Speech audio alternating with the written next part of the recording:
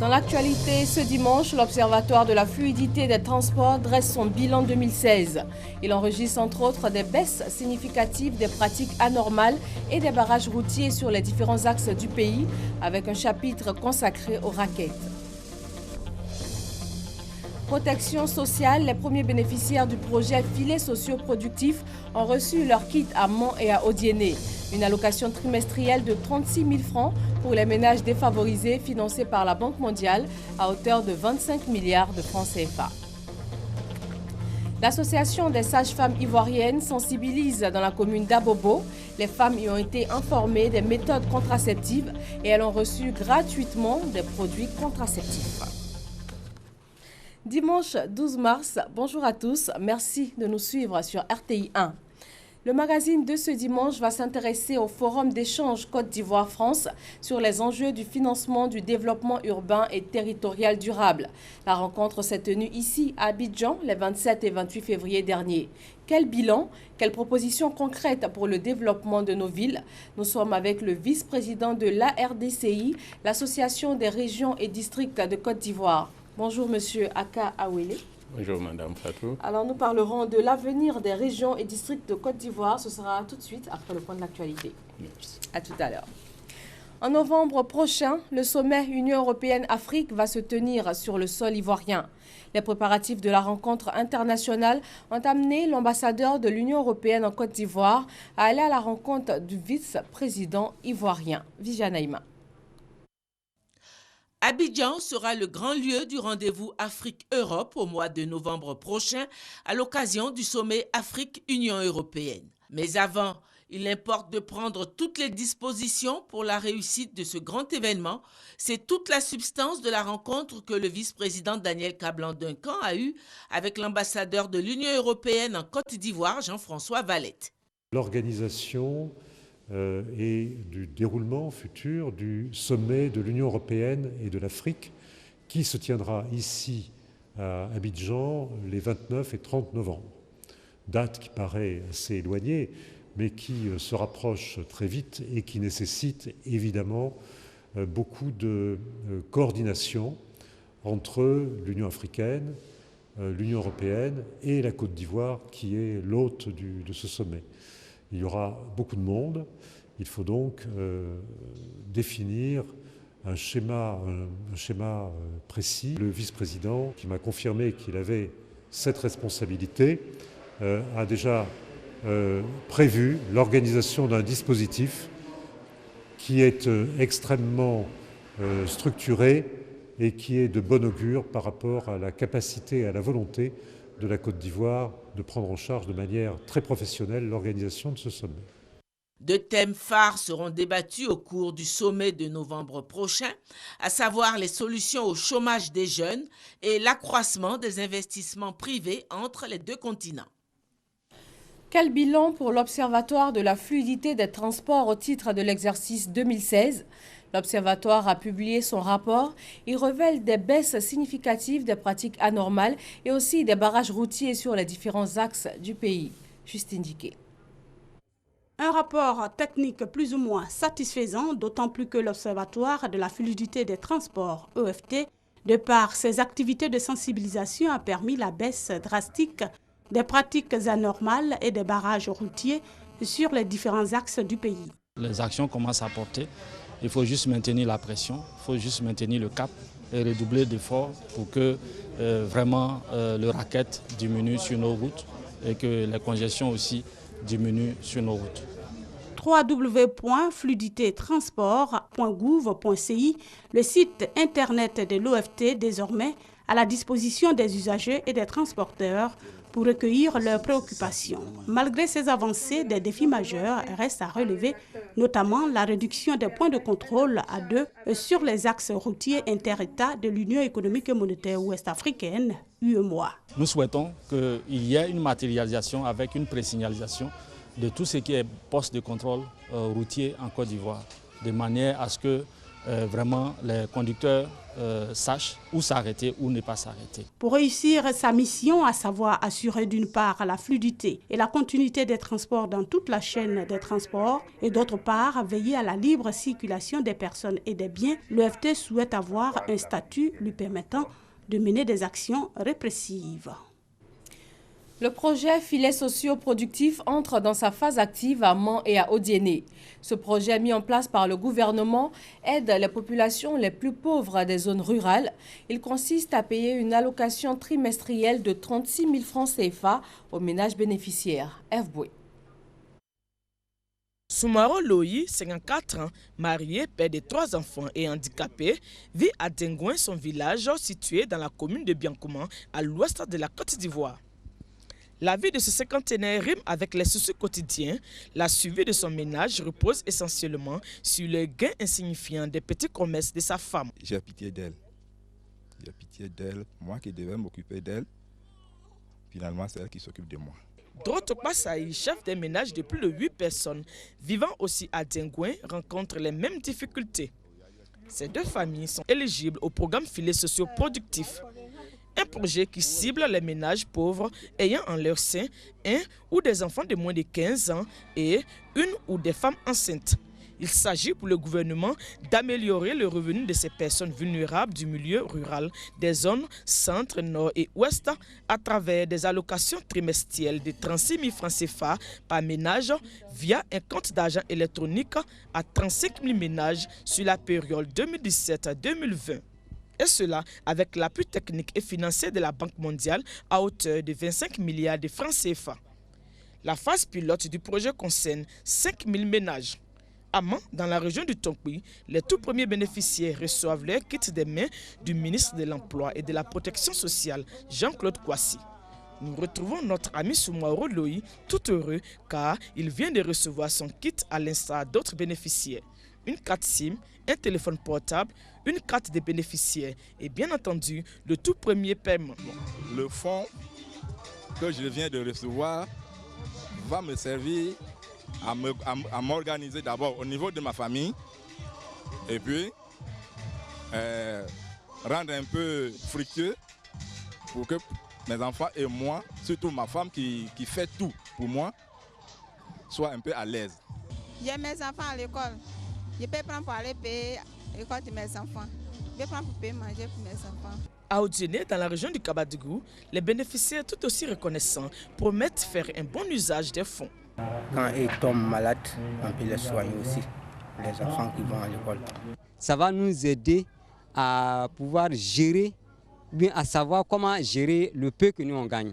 Et le ministre Jean-Claude Kouassi de renchérir. Et qu'ils en fassent une bonne utilisation pour sortir de l'indigence. Et que la part d'autres indigents vers laquelle nous allons partir devienne chaque fois résiduelle. Sur les 5 000 ménages bénéficiaires de la phase pilote, 3 632 sont dans le Tonkouy, 495 dans le Kabadougou et 873 dans le Gbeke. Les femmes de Daloa entendent aussi lutter contre la pauvreté. Elles se sont organisées en coopérative. Elles veulent désormais être financièrement autonomes. Le démarrage officiel de leurs activités avec Thérèse Yoboué.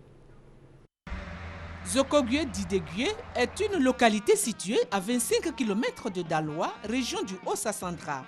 Ce village était en fête à l'occasion du lancement officiel des activités de la coopérative des femmes de ce village, dénommée Aginigon. Cette coopérative se spécialise dans la production et la commercialisation des produits vivriers. Le leitmotiv de ces femmes, l'autonomie financière. Cette cérémonie a vu la participation de plusieurs cadres de la région. Un couple israélien est même venu jusqu'à Zokogwe Didegwe pour soutenir les femmes de la coopérative. Il a décidé de leur apporter l'expertise israélienne en matière de production, de quantité et de qualité pour les sortir de la pauvreté. Vous avez une richesse ici, c'est juste à savoir faire. Nous sommes là pour vous aider à développer et améliorer votre production. La marraine de la cérémonie, Jeanne Adaye, une opératrice économique, a apporté un soutien financier aux femmes et leur a fait don de broyeuses.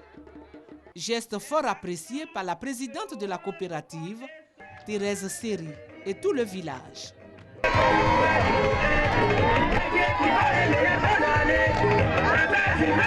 Boniface Britonama, fils du village, et Bernard Sepli, maire de Zoukoube, représentant le président du conseil régional, Alphonse Djeguemadi, ont félicité les femmes pour leur esprit d'entrepreneuriat. La journée internationale de la femme a été célébrée le 8 mars dernier. En Côte d'Ivoire, la commémoration officielle a eu lieu il y a tout juste 2 jours. La Fondation des maladies du cœur de Côte d'Ivoire incite les femmes à la pratique du sport. Une journée sportive et médicale dénommée Une femme, un cœur sain a rassemblé plus de 2000 femmes venues des différentes communes du district d'Abidjan. Herman Yamia. Cette place, en bordure du boulevard Valéry Giscard d'Estaing, transformée pour la circonstance en terrain de sport. Elles étaient au moins 2000 femmes et jeunes filles, ainsi que quelques hommes, qui ont pris part à cette séance de sport. L'initiative de la Fondation des maladies du cœur vise à donner le goût du sport aux femmes afin de préserver leur santé pour éviter les maladies cardiovasculaires. Selon les spécialistes, il est important de pratiquer au moins 2 à 3 fois par semaine une activité physique. C'est le début d'un partenariat. Parce qu'avec le ministère de la Santé, avec le ministère des Sports et le district d'Abidjan, on va arriver dans les communes. Dénommée Une femme, un cœur sain, cette journée sportive pour commémorer la Journée internationale de la femme s'est déroulée en 2 phases. Une séance de fitness animée par les spécialistes du fitness issus de la Fondation des maladies du cœur et une séance de dépistage, de consultation et de conseils gratuits sur l'ensemble des facteurs de risque des maladies cardiovasculaires, la nutrition, l'hygiène bucco-dentaire, la gynécologie et des conseils juridiques. On parle d'AVC, on parle de diabète, on parle de tension. Mais il faut dire que toutes ces affections sont aussi liées à nos styles de vie, à nos modes de vie. Okay? Et il y a des facteurs de risque qui sont identifiés, qui contribuent à la survenue de ces affections. Et donc on a comme ça le mode de vie sédentaire, donc quelqu'un qui ne fait pas suffisamment d'activité physique. Il y a les personnes qui consomment de façon exagérée l'alcool, il y a la consommation du tabac et il y a la mauvaise alimentation. La mauvaise alimentation, il faut entendre manger trop sucré, manger trop salé, manger trop gras et ne pas consommer beaucoup de fruits et légumes. Ça, ce n'est pas de bonnes pratiques d'alimentation. Pour cette journée sportive, la Fondation des maladies du cœur de Côte d'Ivoire a bénéficié du soutien du ministère de la Santé et de l'Hygiène publique, de celui des Sports et Loisirs, ainsi que de l'appui de la mairie de Koumassi. Les femmes sont de plus en plus présentes dans des secteurs d'activité précédemment dominés par les hommes. Dans le domaine du cinéma, elles se placent derrière la caméra. Elles sont preneurs de son, réalisatrices. Franck Quadio en a rencontré quelques-unes. Tard dans la nuit à travailler sur le son de reportage effectué de la journée. La routine pour Christelle. La jeune dame est technicienne de son dans une radio communautaire à Abidjan. Un métier choisi par vocation, mais pas toujours facile. Il n'y a pas de métier pour hommes. Il faut avoir le courage et puis il faut être déterminé. Christelle a fond dans sa passion, le son. C'est aussi le cas pour Félicia, jeune réalisatrice. Son dada, la caméra.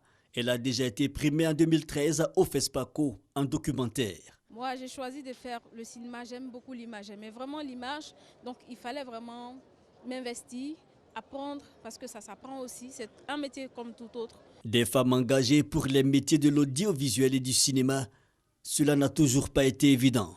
C'est la première fois qu'un film de femme fasse l'ouverture du FESPACO. Donc, c'est à saluer. Ça veut dire que le travail de la femme dans le cinéma est en train d'être reconnu. Parce qu'il y a des grandes dames qui nous ont dévancées ici, qui ont l'âge, par exemple, de ma grand-mère. Il y a eu les Sarah Maldoror, les Safi Faye qui se sont battus pour ce cinéma.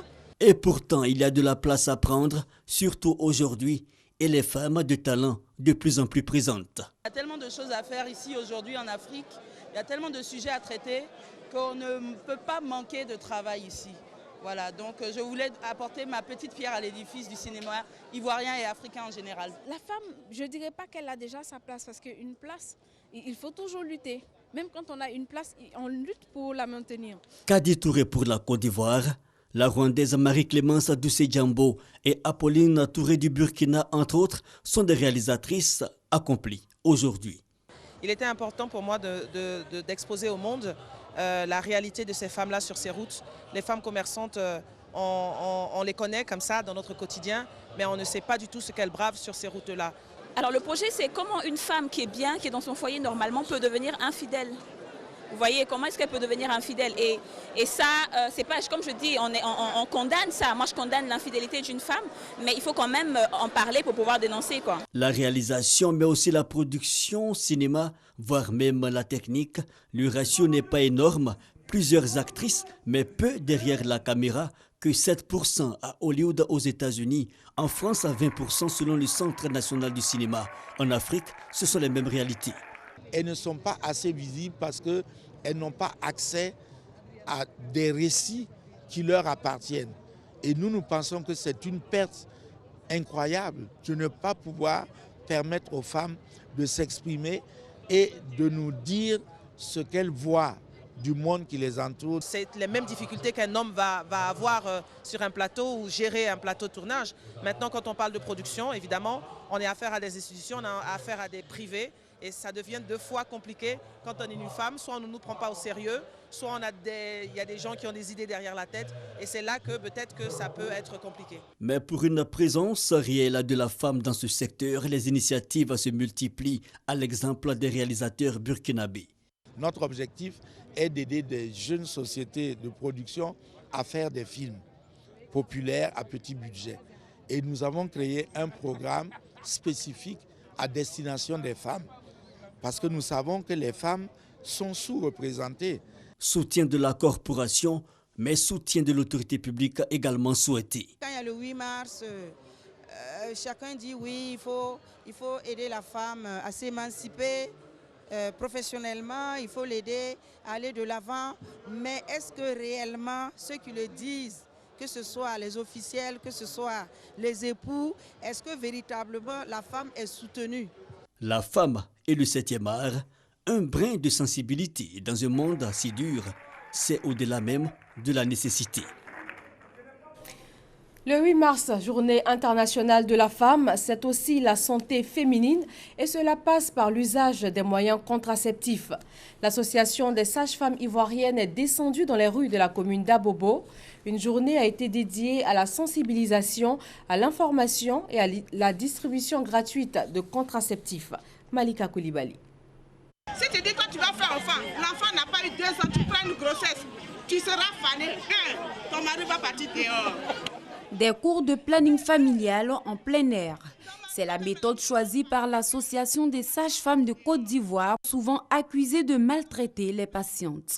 Les femmes ne doivent plus avoir peur des sages-femmes, qu'elles doivent toujours, si elles ont des problèmes, qu'elles doivent se rendre à l'hôpital, exposer leurs problèmes. Les sages-femmes sont leurs amies, sont leurs confidentes, sont leurs sœurs et qu'elles doivent toujours être en communication directe avec les sages-femmes.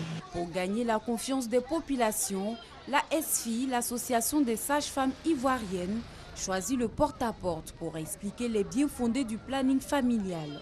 Ateliers de couture, marchés, elles sont allées partout pour porter le message. Dans cette politique de vulgarisation, la SFI n'est pas seule.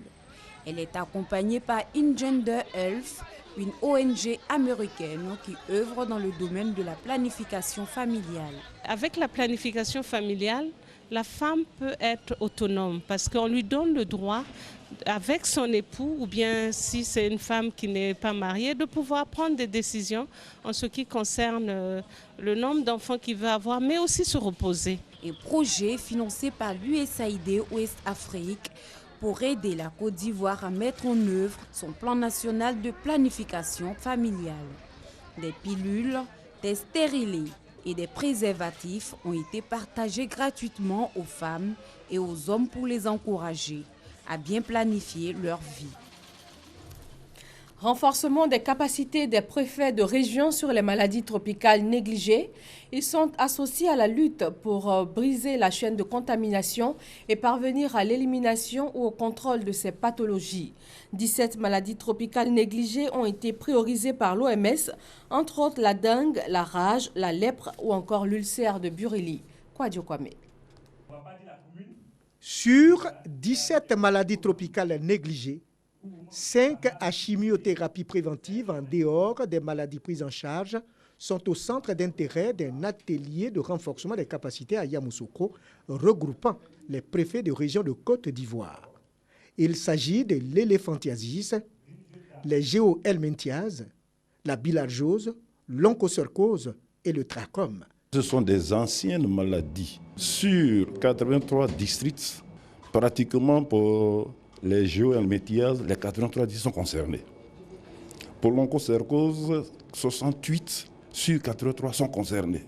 Pour la filariose lymphatique, 75 ou bien 64 sont concernés.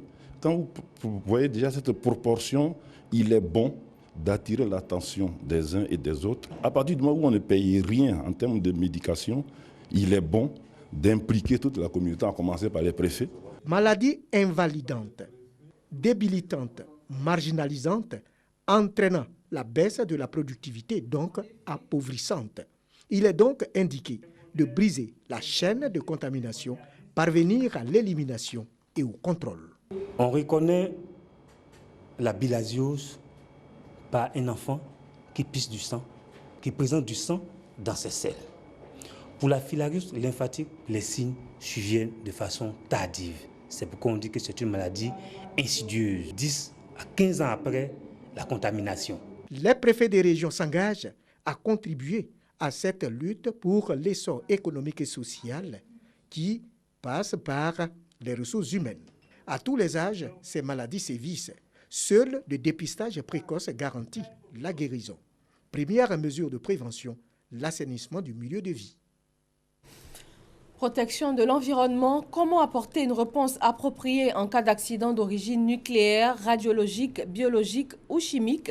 Le ministère de la Salubrité et du Développement durable renforce les capacités des experts nationaux. Herman Yamia. En août 2006, la Côte d'Ivoire connaissait l'une des plus graves crises environnementales de son histoire avec le déversement sur plusieurs sites du district d'Abidjan de 530 tonnes de déchets hautement toxiques d'origine chimique. La gestion des conséquences environnementales de cette catastrophe qui se poursuit encore a fait plusieurs victimes. La Côte d'Ivoire ne veut plus vivre une telle crise. Elle a donc mis sur pied une équipe d'experts nationaux. Cet atelier vise donc à rendre les équipes d'intervention capables de réagir rapidement et de façon appropriée en cas d'accident, afin de limiter l'impact de ces accidents sur la santé humaine et sur l'environnement. L'atelier qui nous réunit vise à renforcer nos capacités en matière de limitation des conséquences environnementales d'un accident chimique grave. Au-delà de cet aspect de prévention, il y a aussi rendre nos équipes d'intervention capables de réagir en cas d'accident chimique grave et pouvoir assurer un retour à la normale des activités après un accident chimique grave. Cet atelier s'inscrit dans le projet 41 de l'initiative des centres d'excellence de l'Union européenne à laquelle la Côte d'Ivoire a adhéré en août 2013. Il vise la prévention des accidents chimiques graves pouvant survenir au sein des installations classées ainsi que la protection des populations aux alentours de ces installations. Dans un souci d'anticipation de la prévention des risques d'accidents chimiques, le ministère de la Salubrité, de l'Environnement et du Développement durable entend-il fermement soutenir le comité national NRBC qui est placé sous sa tutelle technique. Pour cet atelier, la formation est assurée par Expertise France qui accompagne le projet des centres d'excellence de l'Union européenne. La ville de Bonoa s'inscrit dans la dynamique de grand ménage initiée par le ministère de la Salubrité. Un comité local coordonne les actions des jeunes dans les différents quartiers de la commune. Le député de Bonoa a offert à ces jeunes 2 engins neufs et du matériel d'entretien, le tout d'une valeur de 83 millions de nos francs. Mamadou Kwasi. Bonoa, engagé dans la dynamique de l'opération Grand Ménage lancée par le gouvernement. La ville de Bonoa veut se distinguer désormais Et pour traduire en acte cette volonté des populations, un mouvement est mis sur pied. Il s'agit du mouvement J'aime Beaunois, un comité d'entretien pour sensibiliser la population à maintenir les cadres de vie propres et sains. Pensons que Beaunois doit faire aussi cette fierté, doit faire aussi partie de ces villes-là qui ont été citées en exemple. Nous allons nous atteler à faire cela avec abnégation et avec amour. Car nous avons dit, nous sommes des jeunes bénévoles. Nous n'attendons rien de, je dirais, quelqu'un, mais plutôt notre volonté de vouloir rendre Beaunois propre. Pour encourager cette initiative de la jeunesse de Beaunois, les populations bénéficient de 2 engins d'entretien, de route et de ramassage d'ordures. Ces engins et ces matériels d'entretien, le tout d'une valeur de 83 millions de francs CFA, est un don du député pour faire de la ville de Beaunois une ville moderne et modèle. Rendre ma ville vivable, de permettre à ma ville de retrouver sa coloration d'antan. Je serai fier de parler de mon village partout où je serai. Et pour ce fait, il m'est de devoir de contribuer à son développement et vraiment, je dirais, au mieux vivre de cette commune-là. Daniel Miessan a profité pour sensibiliser la population sur l'importance de maintenir son cadre de vie propre et sain. En plus de la ville de Beaunois, cette opération de salubrité va toucher tous les villages de la sous-préfecture de Beaunois. Les douanes de Korogo, dans le nord de la Côte d'Ivoire, ont saisi un camion d'Anarcade à Ouangolodougou. Le chargement s'apprêtait à passer la frontière de façon frauduleuse. Les services douaniers ont saisi l'occasion pour demander un renforcement de leur capacité opérationnelle. Thérèse Yoboué. Le camion saisi appartient à un acheteur connu dans les fichiers du Conseil Coton Anarcade. Il voulait tromper la vigilance des agents des douanes pour se rendre dans un pays voisin via la ville de Ouangolodougou. Malheureusement, son plan a été déjoué. Beaucoup d'appels, beaucoup de pressions, beaucoup de tentatives de corruption, mais nous n'avons pas cédé à ces pressions. Le directeur régional des douanes de Korogo a profité de cette occasion pour inviter le gouvernement à renforcer les capacités de ces éléments, tant en logistique qu'en armement, pour une lutte efficace contre les fraudeurs. Avec les maigres moyens que nous avons, nous essayons déjà de combattre cette fraude. Nous demandons à l'État de Côte d'Ivoire d'équiper nos éléments en moto, en véhicules, en armes, et vous verrez de quoi nous sommes capables. La vente illégale de l'anacarde vers les pays voisins est formellement interdite en Côte d'Ivoire. Tout contrevenant à cette disposition est passible de poursuites judiciaires et de peines allant jusqu'à l'emprisonnement. L'église évangélique des Assemblées de Dieu, Temple Emmanuel d'Akwedo, consacre son tout nouveau temple. Un bâtiment R+1 de plus de 600 millions de nos francs. Godefroy Okambawa, Herman Guivé. Voici le nouveau temple de l'église des Assemblées de Dieu, Temple Emmanuel d'Akwedo. Bâti sur une superficie de plus de 1000 mètres carrés, cette œuvre architecturale de 600 places est dédiée à l'évangélisation pour la gloire du Christ. Pour sa consécration, les fidèles chrétiens de ce temple se sont mobilisés. Chants et danses ont rythmé cette célébration.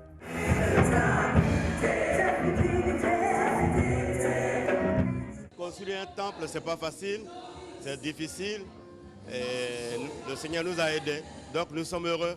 C'est pour nous la fin d'une époque et le début d'une autre époque qui va commencer. L'ouvrage a été réalisé sur 10 ans et financé entièrement par les fidèles. Sentiment de satisfaction de l'œuvre accomplie au service du Christ. C'est un plaisir toujours renouvelé de pouvoir adresser à Dieu l'ouvrage de nos mains. Nous, en tant que fidèles, ça nous plaît d'abord de connaître le Seigneur et de pouvoir participer à son œuvre. Parce que nous nous disons que si tout le monde entend parler de Jésus et que les gens s'y mettent, il y aura moins de douleur sur cette terre des hommes. Cette célébration a vu la participation de différentes confessions religieuses venues témoigner leur soutien aux fidèles chrétiens du Temple Emmanuel des Assemblées de Dieu d'Akwedo.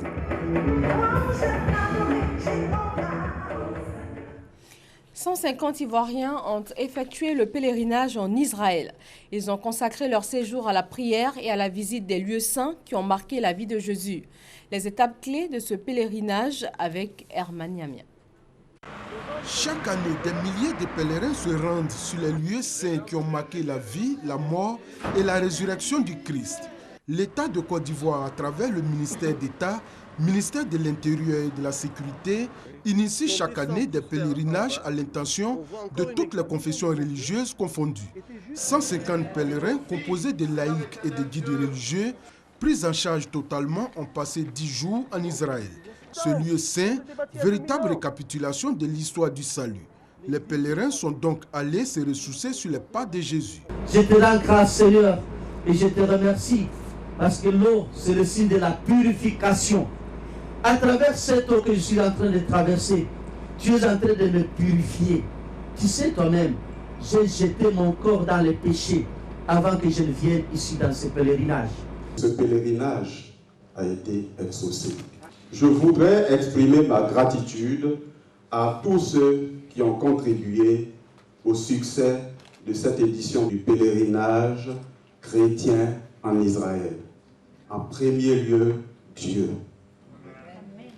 Je souhaite donc pour chacun de vous que 2017 soit synonyme de la consécration, de l'accomplissement de tous les vœux pieux que vous avez exprimés à l'occasion de ce pèlerinage. Plusieurs temps forts ont marqué ce pèlerinage en Israël, notamment la visite de Tagba, lieu de multiplication des pains et des poissons, du village de Zacharie, lieu de mémoire de la visitation de la Vierge Marie à sa cousine Élisabeth. Ce temps de pèlerinage a été aussi mis à profit pour prier pour une paix durable en Côte d'Ivoire.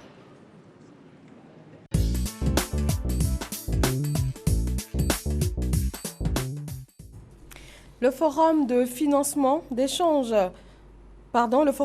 Côte d'Ivoire-France sur les enjeux du financement du développement urbain et territorial durable en Côte d'Ivoire a eu lieu les 27 et 28 février dernier, ici à Abidjan. Il a réuni près de 200 participants composés d'élus, d'experts, de techniciens, de partenaires au développement et le mouvement des entreprises françaises MEDEF International. Nous sommes avec le vice-président de l'Assemblée des régions et districts de Côte d'Ivoire à RDCI, co-organisatrice de la rencontre. Nous allons en parler tout de suite, juste après ce reportage de Grace Kando. La Côte d'Ivoire est l'une des grandes puissances économiques d'Afrique selon le Fonds mondial pour le développement des villes. L'un des défis pour rendre cette croissance inclusive reste entre autres la création de projets structurants. Un forum d'échange Côte d'Ivoire-France se tient donc sur les enjeux du financement du développement urbain et territorial durable en Côte d'Ivoire. La décentralisation est l'appareil le plus important, sinon j'allais dire le plus efficace pour apporter le développement dans nos régions. C'est pourquoi, ce matin, nous voulons nous réjouir du partenariat que l'RDCI a lié et a signé avec le MEDEF. Ces régions bénéficieront de gros projets dans le cadre de l'agriculture et ces projets apporteront un tant soit peu un bien-être, permettront aux jeunes, aux femmes d'avoir du travail et c'est ce que réduire la pauvreté. Je pense que les femmes aujourd'hui, les femmes ivoiriennes, ont le devoir et le pouvoir de faire bouger les choses aussi. Parce que je suis consciente que sur tous les métiers liés à l'agriculture, aux énergies renouvelables, à l'eau, elles sauront répondre présentes. Et je suis aussi un peu là pour ça, pour porter aussi ce drapeau-là. Le ministre d'État, ministre de l'Intérieur et de la Sécurité, affiche la détermination du gouvernement à accompagner les collectivités territoriales. Le gouvernement travaille très sérieusement sous l'impulsion du président de la République à apporter des réponses et c'est notre mission, c'est notre rôle, mais cela doit se faire dans la sérénité parce que c'est le défi de tous les pays. Et c'est un défi dans lequel nous sommes tous engagés et je pense que nous devons davantage nous reposer sur les élus locaux. L'État de Côte d'Ivoire, dans le cadre du Plan national de développement 2016-2020, a signé plusieurs partenariats avec les bailleurs de fonds pour financer la mise en place d'infrastructures, notamment dans les domaines de l'éducation, l'électricité et l'eau. Alors, M. Aka, après ce reportage, on en sait un peu plus sur ce forum d'échange Côte d'Ivoire-France. Mais d'où est venue l'idée, je dirais, le besoin d'organiser un tel événement? Bien, merci. Je pense que nous devons simplifier totalement cette question en disant que finalement, une collectivité territoriale n'est rien d'autre qu'un mini-État. Et du point de vue, bien entendu, de développement économique, social et culturel. Dans ces conditions, ces collectivités doivent fonctionner exactement comme fonctionne un État. Un État bénéficie, bien entendu, d'un budget en fin ou en début d'année. Les collectivités également bénéficient d'une dotation annuelle, mais il est clair que en matière de développement, une telle dotation ne suffit pas. Il faut donc aller à la recherche de moyens additionnels. C'est le sens donc de l'organisation des forums, et c'est d'ailleurs le deuxième forum que l'ADCI organise, puisque aussi bien en juillet 2016, il y a eu un premier forum du même genre organisé à Paris. D'accord. Le thème cette année, enjeux du financement du développement urbain et territorial durable en Côte d'Ivoire. Vous qui êtes sur le terrain, dites-nous quels sont réellement ces enjeux? Bien sûr, comme on dit souvent, l'argent c'est le nerf de la guerre. Il y a enjeu effectivement parce que les collectivités territoriales bénéficient d'une dotation budgétaire pour fonctionner, pour mettre en œuvre leur politique de développement. Mais il est clair que nous voulons aller plus loin. Donc nous voulons, à travers un système de partenariat, nous voulons faire plus et surtout nous engager fondamentalement dans une politique d'industrialisation, dans une politique active de développement durable pour aller avec l'ensemble du pays à l'émergence à l'horizon 2020. Alors, vous avez parlé de système de partenariat. Est-ce que ce sont les points principaux abordés lors de cette rencontre de 2 jours? Est-ce qu'il s'agissait de vous octroyer des financements ou bien de vous donner les outils nécessaires pour aller à la recherche de ces financements? Il s'agit des deux. Vous savez que nous sommes maintenant dans un système où tout se fait sur la base de professionnalisme. Il s'agit d'abord, bien sûr, de créer un cadre privilégié, c'est ce que nous avons fait, un cadre privilégié de réflexion pour pouvoir aller à la recherche de moyens financiers. Et ça, c'est ce que l'RDCI a pu faire avec le Fonds mondial de développement des villes. Et aujourd'hui, la main est étendue également au MEDEF, au Mouvement des entreprises de France, et même ouvert aux entreprises ivoiriennes. Donc, la main est tendue. Aujourd'hui, nous avons donc un cadre privilégié donc, pour pouvoir aller à la recherche de ce moyen. Mais il faut une formation, voyez-vous. On ne peut pas se contenter d'aller emprunter de l'argent, de nous adresser au partenariat public-privé. Il faut que nous soyons suffisamment outillés. Donc, l'un des axes majeurs, l'un des objectifs qu'a visé cette rencontre, c'est de former les acteurs de développement à l'effet de leur permettre d'utiliser au mieux les innovations technologiques qui existent en matière donc, de financement. Alors, former les acteurs, rechercher des financements, c'est vrai que ce sont 2 aspects très importants. Mais est-ce que ce sont les seuls problèmes aujourd'hui quand on voit, par exemple, l'état de dégradation de certaines villes ou communes?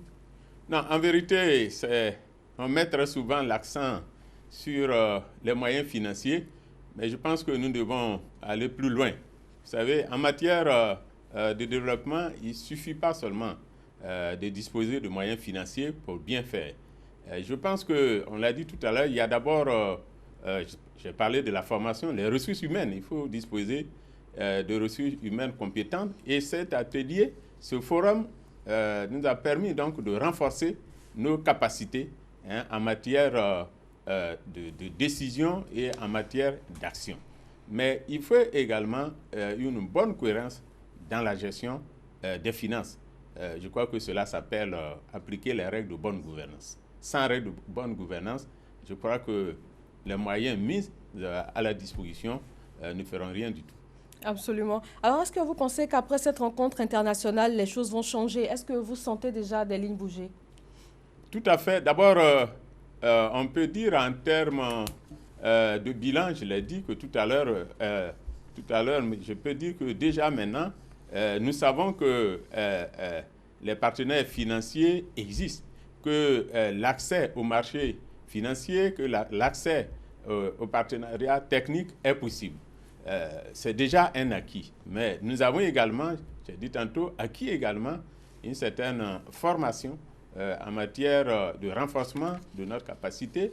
Mais il y a également que nous avons ici engagé un véritable dialogue avec les différents partenaires techniques et également, même je dirais, dialogue entre les collectivités locales et les pouvoirs centraux. Donc, les conditions sont réunies et il suffit que je vous dise que vers la fin de ce forum, nous avons pu signer une convention de partenariat, un mémorandum d'entente avec le MEDEF, avec le Fonds mondial de développement, voyez-vous, pour dire que nous avons les outils de notre politique de développement. Alors maintenant que vous avez les outils, est-ce que déjà à 10 jours après cette rencontre, est-ce qu'il y a déjà des actions imminentes qui sont prévues? Ben, tout à fait. Vous savez, nous sommes des hommes de terrain. Un acteur de développement de proximité est au quotidien sur le terrain. Il faut également rappeler que, je l'ai dit tantôt, nous ne sommes pas à notre premier forum, c'est le deuxième forum, mais nous sommes dans l'action. Nous sommes dans l'action et surtout avec la signature du mémorandum d'entente, je crois que les portes nous sont ouvertes. Avec les différents contacts que nous avons eus avec les différentes entreprises, entreprises françaises, entreprises ivoiriennes, parce qu'aujourd'hui il est acquis que des possibilités existent à tous ces niveaux. Je crois que les perspectives sont ouvertes pour nos projets, puisque nous avons beaucoup de projets de développement qui étaient en souffrance. Ces projets, je crois que nous avons aujourd'hui les possibilités d'aller vers ces entreprises pour les mettre en œuvre. Alors, je dirais que ça, c'est sur un aspect plutôt général. Vous êtes le vice-président. C'est vrai, vous êtes aussi le président du conseil régional du Sud Comoé. Alors, très concrètement, dans le cadre de votre région, qu'est-ce que vous pourrez faire à très court terme? Bien, je voudrais vous rappeler que je suis quand même depuis le conseil général et jusqu'à ce jour. J'ai commencé par le conseil général. Aujourd'hui, c'est le conseil régional. Donc à la tête aujourd'hui d'une région. Et vous savez, je vais vous dire que j'arrive directement ce matin de la région du Sud Comoé. Ça veut dire que nous sommes au travail. Nous sommes au travail d'abord concernant notamment les infrastructures de base que nous avons pu développer dans notre région. Je vais vous donner une idée. Par exemple, en 2 ans, nous avons pu construire 10 collèges dans le Sud Comoé. Et comme nous avions commencé avant, aujourd'hui, les 17 chefs-lieux de sous-préfecture sont tous pourvus en collège. Ça, c'est la contribution que nous avons pu apporter, de même que nous ne sommes pas venus à réhabiliter tous les lycées et collèges qui existaient.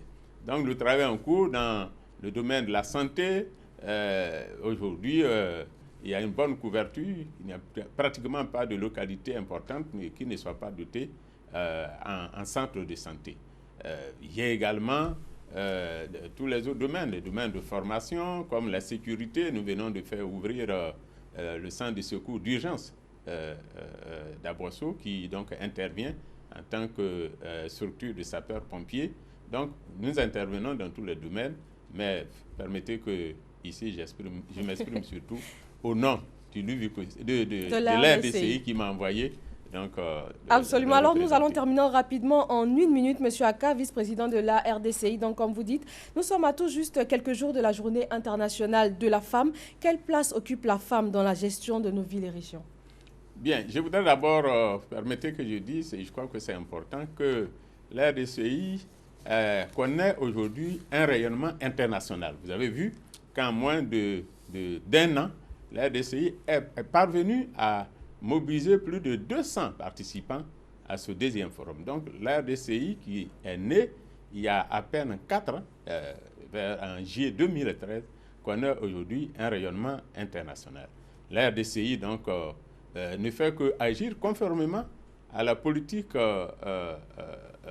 du développement, la politique développement affichée par son Excellence le Président de la République. nous savons la place que le président accorde donc, à la femme en général. Ce n'est pas nous qui traduisons sur le terrain des collectivités, celles politiques, qui diront le contraire. Donc nous accordons une part extrêmement importante à la promotion de la femme dans nos régions. Tout à l'heure, je vous parlais de l'école, je vous parlais également des centres de santé. Tout ça, c'est en faveur de la femme en général et bien entendu de l'enfant aussi. Merci, M. Aka Awele, vice-président de l'Assemblée des régions et districts de Côte d'Ivoire, ARDCI. Merci d'être intervenu. Merci. Intéressons-nous maintenant à l'actualité internationale. Nouvel épisode de crise diplomatique entre la Turquie et les Pays-Bas. Samedi soir, un millier de ressortissants turcs ont manifesté leur mécontentement devant le consulat de Rotterdam. Les Pays-Bas ont refoulé 2 ministres turcs venus faire campagne auprès de la diaspora turque sur le référendum constitutionnel. Le président Recep Tayyip Erdogan a qualifié la décision de vestige des nazis. Le roi Salman d'Arabie Saoudite poursuit sa tournée asiatique. Aujourd'hui dimanche, il est au Japon pour rencontrer le Premier ministre Shinzo Abe. Riyad souhaite que le Japon, 3e économie mondiale, puisse intervenir en Arabie Saoudite, notamment dans les domaines des énergies renouvelables, de l'intelligence artificielle ou encore du divertissement. Voilà donc pour ce journal. Merci à vous tous de nous avoir suivis et surtout, très bon dimanche.